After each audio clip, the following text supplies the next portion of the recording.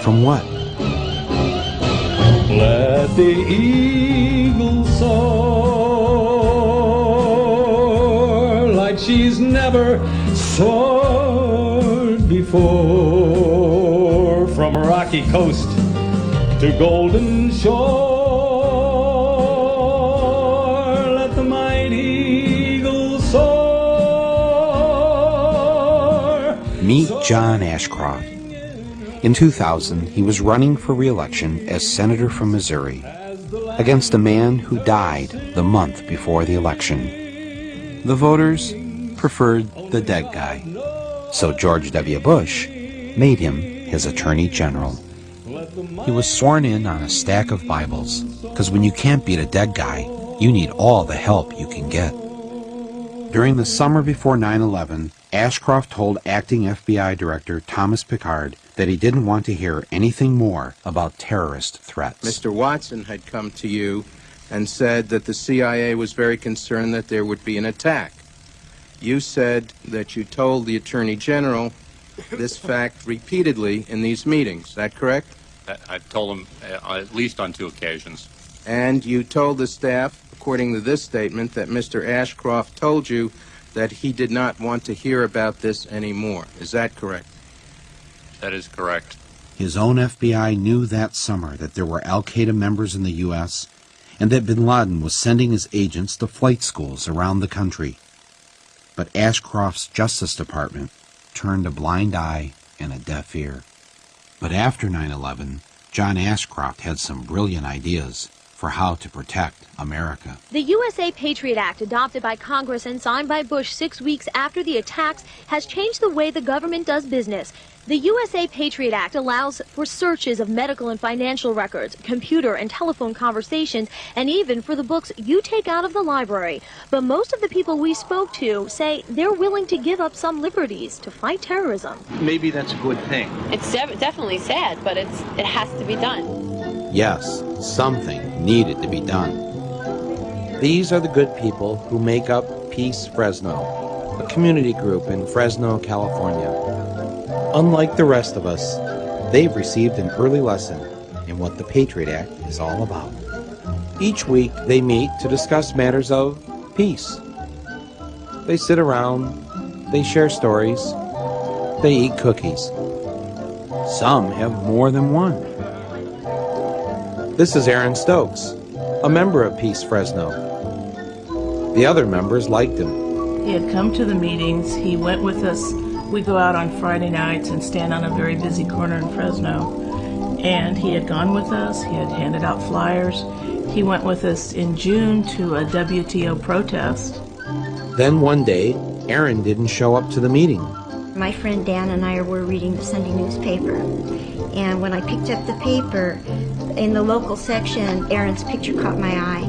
The article said that a sheriff's deputy had been killed, and I saw it had a name that wasn't the right name. It said that he was a member of the sheriff's anti-terrorism unit. That's right. The photo of the man in the newspaper was not the Aaron Stokes they had come to know. He was actually Deputy Aaron Kilner, and he had infiltrated their group. Sheriff Pierce made it very clear that, yes, in fact, Aaron Kilner was assigned to infiltrate Peace Fresno, that he was able to infiltrate organizations that are open to the public. You could understand why the police needed to spy on a group like Peace Fresno. Just look at them. A gathering of terrorists if I ever saw one. This is Barry Reingold, a retired phone worker from Oakland, California. Barry likes to work out in the gym.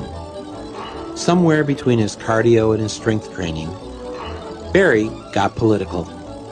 We're up in the gym, and it was after we were working out, and a number of us were talking about 9/11 and Afghanistan and bin Laden, and someone said, bin Laden's a real asshole for murdering those people. And I said, yeah, that's true, but he'll never be as big an asshole as Bush, who bombs all over the world for oil profits. Barry didn't have to worry about the police spying on him. His fellow weightlifters were more than willing to turn him in. I was taking a nap, and I guess it was 1:30, 2 o'clock in the afternoon, and they came to my place, and I said, well, who's there? And I said, the FBI. I said, the FBI? I mean, why are they here? Yes, the FBI had come to see Barry, and they weren't there to jazzercise. The FBI said, have you been talking to people about 9/11 and about bin Laden and oil profits in Afghanistan? I said, a lot of people are talking about these things. I feel my rights have been, trampled on. I mean, if you have something to say to me in the gym, well then, fine. Don't tell the FBI and they come to my apartment while I'm taking a nap. There's nothing to be ashamed of here. There's full transparency. There's nothing about the Patriot Act that I'm ashamed of in any way, shape, or form. I have a 1-800 number. Call me. I'm the guy you call if there's a violation or an abuse. If you've got a poster child on this, I want to see it. That's what I do. I'm hired by the people of the United States to provide oversight. I provide oversight. Trent Lott said the day the bill was introduced, maybe now we can do things we've wanted to do for the last 10 years. No, I've always, a dictatorship would be a heck of a lot easier. There's no question about it. I mean, they had all this on the shelf somewhere, ideas of things they would like to do. And they got 9/11 and they said, it's our chance. Go for it. There was an immediate assumption on the part of the administration that there had to be a surrender of certain of our rights. There's several definitions in the bill that are quite troubling. First of all, the definition of terrorist, and it's so expansive that it could include people who... Like me. No one read it. That's the whole point. They wait till the middle of the night, they drop it in the middle of the night, it's printed in the middle of the night, and the next morning when we come in, it passes. How could Congress pass this Patriot Act without even reading it? Sit down, my son. We don't read most of the bills. Do you really know what that would entail if we were to read every bill that we passed? Well, the good thing, it would slow down the legislative process.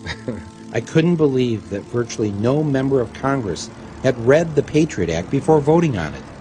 So I decided the only patriotic thing to do was for me to read it to them. Members of Congress, this is Michael Moore. I would like to read to you the USA Patriot Act. Section 1, Section 210 of this code reads as follows. Section 2703. My job is to secure the homeland. That's exactly what we're going to do. But I'm here to take somebody's order. That would be you, Stretch. What would you like? Right behind you. I'm going to order some ribs. We all know you can't secure the homeland on an empty stomach. And in order to remain secure, everyone needs to sacrifice. Especially little Patrick Hamilton. I'm sure each of us has our own personal airport security horror story. But here's my favorite. The terrorist threat that was posed by his mommy's breast milk. I thought, well, if I just put a little bit on my lips, then that would be sufficient, because obviously I'm tasting it. And she looked at me, and I felt like she was telling me, you need to chug that. She goes, no, you need to drink more. And of a 4-ounce bottle, I wound up drinking 2 more ounces of breast milk that then, because it's touched my lips, has to be tossed. While Homeland Security was making sure breast milk was kept off our planes, they were also doing everything possible to ensure no one could light a firebomb on board. I can bring that on the plane? Actually, you can, yes, you're fine. Oops, 1 too many books of matches. You can have 4 books of matches and 2 lighters. When we already have the experience of Richard Reed, the shoe bomber, who would have blown up an airplane with his shoe bomb had he had a butane lighter, according to the FBI, why would the Transportation Security Agency say it's okay to take 4 books of matches and 2 butane lighters in your pockets as you board an airplane? I'm guessing that somebody put pressure on them to say, when an airplane lands, people want to light up pretty quickly, so don't take their lighters away. Okay, let me see if I got this straight. Old guys in the gym, bad. Peace groups in Fresno, bad. Breast milk, really bad. But matches and lighters on the plane, oh, hey, no problem. Was this really about our safety? Or was something else going on? This is where the Pacific Ocean meets the shores of Oregon, over 100 miles of beautiful, open coastline on our border. And, thanks to the budget cutbacks, the total number of state police protecting it? 1. Part-time. Meet Trooper Brooks. I maybe get a chance to hit this stretch of highway once, maybe twice a week during my shifts. You know, it's just to even drive up here and look.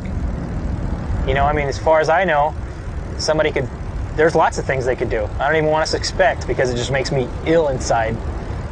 Back at the State Trooper Patrol Office, thanks to the budget cuts, Trooper Kenyon had to come in on his day off to catch up on some paperwork. For the most part, especially during the summertime, when people show up here, this is exactly what they get. They close the door. They can read the sign about the office closure, and it just basically explains that, you know, due to our cutbacks, our office is not open for administrative business.